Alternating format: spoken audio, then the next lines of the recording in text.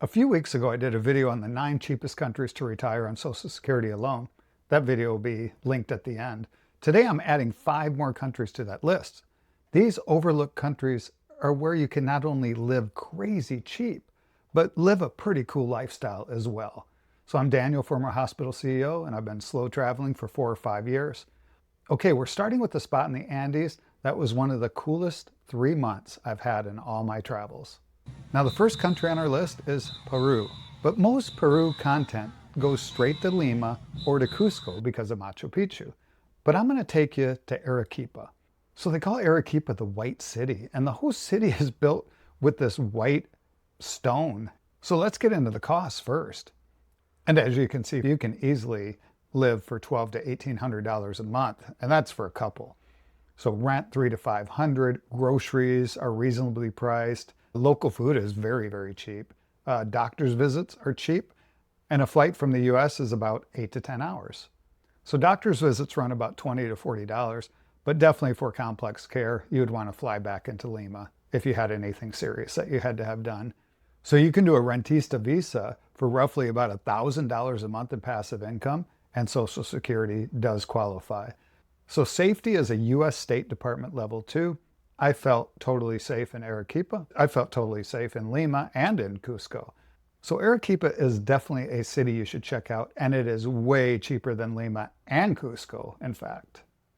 In addition to all this travel content, if you're turning 65 this year, I'll have an entire series on Medicare enrollment that will guide you through the entire process. So make sure to subscribe and don't miss out on that. All right, number 2, Cuenca, Ecuador. So Cuenca is a UNESCO World Heritage City in the southern Andes. Colonial architecture, cobblestone streets, and a cost of living that is really pretty good. I spent several months there, and it's an amazing city, in my opinion. So as you can see, rent's pretty cheap. Groceries are very reasonable, and in fact, they have a really good grocery store that has better products than most stores in the United States. I was actually pretty surprised by that. I had a deep cleaning on my teeth, and it cost me $60, and it was done by the dentist. I found 3 American expat restaurants, and they were full of English-speaking people every single day. Plus, they have all kinds of local food, and is very reasonable. A flight from the US is, 6 to 8 hours, but you can easily live for $1,500 to $2,000 a month. I was paying $750 for my Airbnb, and it was 1 block from the city center. It was very cool. Like I mentioned, I had a dental visit, but for anything complex, you'd probably need to go to Guayaquil or Quito, which are the bigger cities, for sure. But I had no experience with the local hospitals. So the visa, I actually started the visa process, but then I decided I wanted to travel more, but it's a very easy process. The costs are about $1,500, and that's for the lawyer to walk you through the process and then your documents. But it requires $1,446 a month in pension or Social Security, so that's pretty easy to meet. So safety in Ecuador is pretty interesting. So the US State Department puts it at a level 2. Now I would say Cuenca is safe, but Guayaquil is not safe, and there's parts of Ecuador that are not safe at all. But a lot of expats live in Quito, and they like it, and flight time from the States is about 6 to 8 hours. So if you think $1,500 in Ecuador sounds good, wait until you see what's possible in Europe's last true value region. Most people assume Europe is too expensive. Portugal is gone, Spain is pricing people out, but the Balkans is the last corner of Europe where you can live well on a Social Security budget. And the mainstream media really hasn't caught on yet. So let's go to North Macedonia. North Macedonia? I know what you're thinking. Where? Exactly, and that's the point.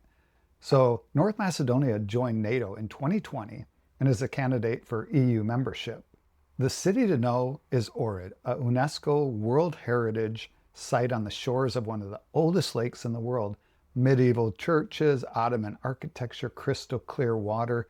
Europe without European prices. So this is the cheapest destination on the entire list. As you can see, a comfortable couple lives for $800 to $1,200 per month. So if you're getting a Social Security check of $1,500 or $2,000 a month, you can live really well here. So private clinics run $25 to $40 a visit. For complex care, people go to Greece. So English is widely spoken in the tourist areas and by younger Macedonians. And here's the amazing part. The safety is U.S. State Department level 1. That is a top safety rating, same as Japan, Iceland, Switzerland. There's low crime, and it's politically stable now. And flight time is 12 to 14 hours. All right, staying in the same area, country number 4, Serbia. So let's talk about Belgrade. World-class food, cafe, cultures, a growing expat community, and one of the best cities in Europe to actually live on a Social Security budget. Belgrade has serious nightlife if you're into that. I mention that for a specific reason. It tells you the streets are well lit and populated late into the evening.